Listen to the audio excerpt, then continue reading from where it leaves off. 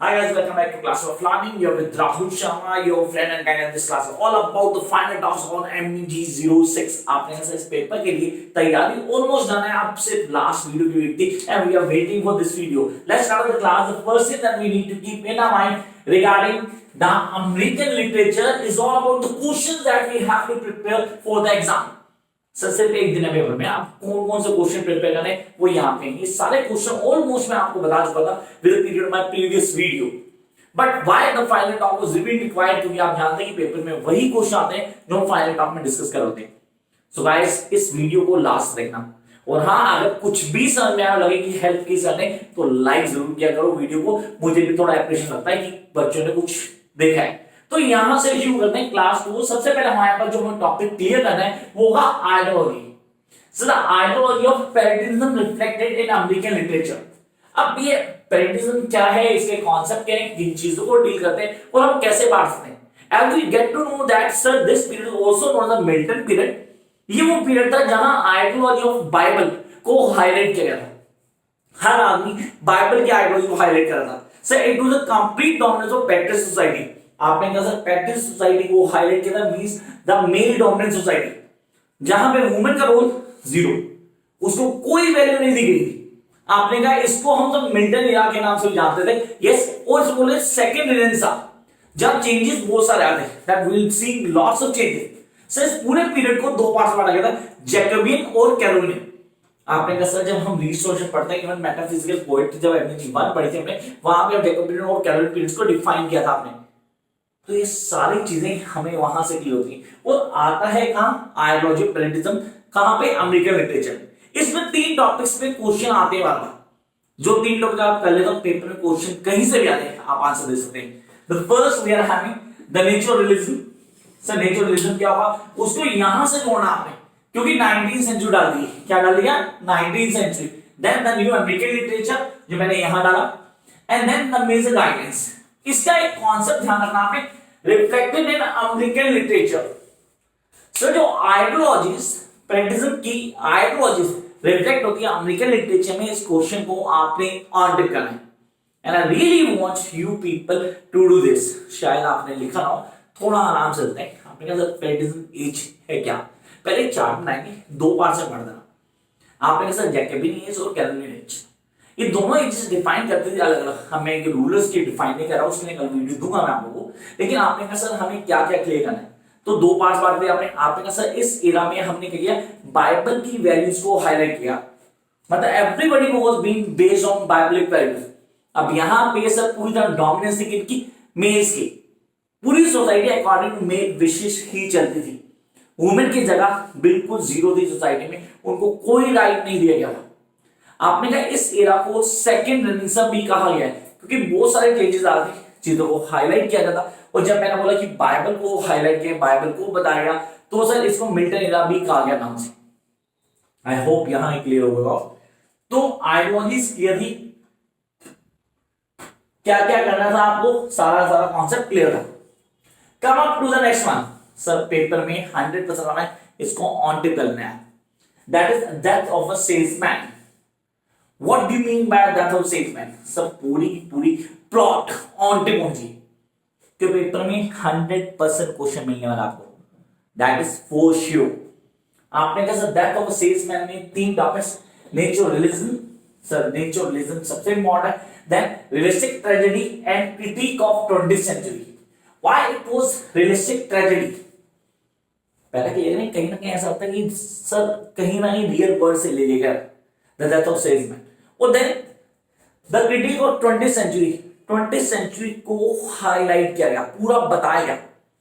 कि हम जब पढ़ते हैं डेथ ऑफ सेल्समैन, कहीं ना कहीं लगता है कि हाँ यार 20th सेंचुरी की बेसिक फोबिया फॉर्म्स को हाईलाइट कर रहा है, तो हमें ये ऑन टिक होना चाहिए. ये तो है दो क्वेश्चन जो हमने प्रिपेयर करना पेपर में आने हैं. Then the next and the most important the Bluest Eye. अगर याद हो प्रीवियस वीडियो मैंने आपको कहा था कि इसको ऑन टिक करना है.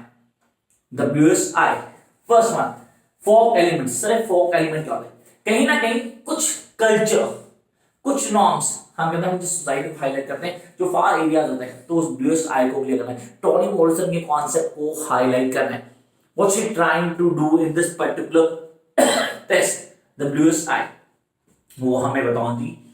Then the colour conscious, sir कहीं ना कहीं रेसिज्म हाईलाइट हुआ।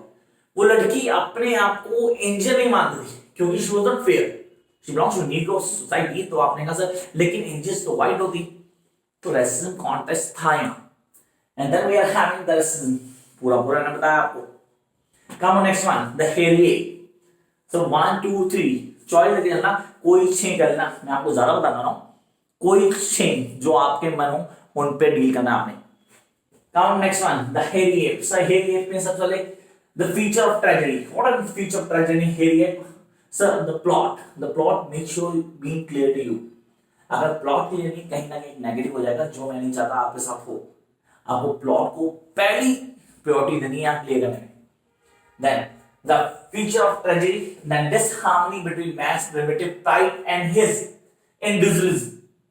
Primitive pride and his individualism, sir इस पे डायरेक्ट क्वेश्चन आता है, हर बार आता, प्लीज इसको ध्यान से लिख के देखना। Come up next one, we are having the scarlet letter. ये मेरी फर्स्ट चॉइस में से एक है, द स्कारलेट लेटर। सर इसमें क्या होगा, the concept of it, ego and super ego. इसके लिए वीडियो मैंने ऑलरेडी डाली हुई है, खैर जितने सारे टॉपिक आपको मिले सब पे वीडियो मैंने डाली हुई है, आप देख सकते हैं। आपने कहा sir the concept of it, ego and super ego, उनको हाईलाइट किया गया, इंटरप्रेटेड डिफरेंट टाइम्स, अलग अलग टाइम्स को हाईलाइट करा, इंटरप्रेट कर रहे हैं क्या है, उसके कॉन्सेप्ट क्या है, कैसे समझ सकते हैं, किन चीजों को बताया गया। And then the last utopia concept. सब उटोपिया मतलब a place that was mean never exist, लेकिन कहीं ना कहीं उस कॉन्सेप्ट को बताया गया, एक्सप्लेन किया गया, हमारे लिए बहुत जरूरी है। And then we come to the Huckleberry Finn. 1 2 3 4 5 6, ये 6 मेरी फर्स्ट चॉइस है, लेकिन मैं नहीं कर सकता कि मुझे पोएट्री करनी पड़ेगी। इनमें से किसी एक को स्किप करना पड़ेगा, पोएट्री करनी पड़ेगी जो कंफर्म आनी है पेपर में। Then what about the short stories? So वो यही का पार्ट है, लेकिन मुझे पोएट्री पे ध्यान देना होगा। So here we are having the human as a tool of social criticism. What is human? अच्छा ह्यूमन है तो उसके सोशल क्रिटिसिज्म को कैसे डील किया गया, किन चीजों को बताया गया ह्यूमन में। देन कैरेक्टराइजेशन, सर हकलबेरी में कैरेक्टराइजेशन का क्वेश्चन आता है, इसलिए वहां दी गई है। सर ये मैं बात करता तो ब्लूएस्ट आई में हो सकता और हेरिएट में हो सकता था। Then the theme of freedom and slavery, ये हमें ऑन टिप होना चाहिए, the theme of freedom and slavery. तो ये तो हुए हमारे पहले 6 टॉपिक्स जिनको हमें करने का है। इनमें से मैं आपको पहले बोल रहा हूं, आप पेरेंटिंग को बिल्कुल भी अवॉइड नहीं करेंगे गाइस, वो पहली चॉइस होगी आपकी। कहां पूरा समझ याद है, song of my self. Sir song of my self में कहीं ना कहीं सेलिब्रेशन की अमेरिकन इंडिविजुअलिज्म को, अमेरिकन इंडिविजुअलिज्म को हाईलाइट किया गया सॉन्ग ऑफ माई सेल्फ में। एंड मैं अगर बोलूं तो इसको सबसे पहले आप अभी के अभी करेंगे। Then now next one, Walt Stevens. Sir, Walt Stevens, the poet that do have the certain deeply concerned with the word imagination. Walt Stevens पे कंफर्म क्वेश्चन आपको पेपर में मिलेगा, आप क्वेश्चन में देखेंगे वो आना ही आना है, 100% श्योर, वो आपको पता होना चाहिए। Then the emperor ice cream was Sunday morning. Choice is yours. The emperor ice cream and Sunday morning choice आपकी, अगर आप चाहें तो स्किप कर सकते हैं, और अगर चाहें तो बहुत इजी कर पाएंगे कि इनके चांसेस हैं। Then the Mending Walls and Witches, Robert Frost. Mending Wall one of the most dominant है, अगर मैं बोलूं अमेरिकन लिटरेचर में रॉबर्ट फ्रॉस्ट की एक अलग ही जगह है, उसको क्लियर किया गया। मेंडिंग वॉल्स पे क्वेश्चन आता है कहीं ना कहीं फैंक्स और नेचर और ह्यूमन के बीच में कहां मेंडिंग वॉल एक कॉन्सेप्ट को क्रिएट करती है, किस तरह चीजों को हाईलाइट करती है, क्या क्या चीजें बताई गई हैं, वो सब यहां शो होता है। Then we are having the next one, Azure Bones Poetry. Sir ये तो प्लीज देख लेना एक बार, इस पे नोट आता है, और इस क्वेश्चन को आपने बिल्कुल भी नहीं छोड़ना, ये आपके लिए on typology. With Wortman represent the poet of the American Renaissance. Changes को हाईलाइट करता है, इसकी पोएट्री को करना है, उसके चेंजेस करने हैं। अच्छा 2-3 क्वेश्चन। प्रोज, जिसको बोलते हो sir development and growth of the prose writing, American prose and short story, rise and development, इन पे ध्यान देना आपने। तो ये वो टॉपिक्स हैं जो आपने पेपर के लिए फाइनली प्रिपेयर करने हैं, और अगर आप ये टॉपिक्स प्रिपेयर कर जाते हैं तो आई प्रॉमिस की गाइस ऐसा कुछ भी नहीं होने वाला जो आपको नहीं आता हो। You will going to crack the paper easily, लेकिन लिखने और पढ़ने का तरीका थोड़ा सा चेंज करना पड़ेगा। You have to make changes. वो चेंजेस क्या होंगे, हम आंसर कैसे लिखते हैं, आंसर लिखने का क्या बेसिक पॉइंट है, उसको कैसे हाईलाइट करेंगे, ये सब आपने ध्यान रखना है। एंड आई होप आप लोग इसको फॉलो करेंगे। And this is final talk. Till अगर अभी तक चैनल को सब्सक्राइब नहीं किया होगा तो यार what are you doing guys, please do subscribe the channel, क्योंकि यहाँ पे वो सारे अपडेट्स मिलने जो आपको हेल्प करेंगे पेपर क्रैक करने। All the best.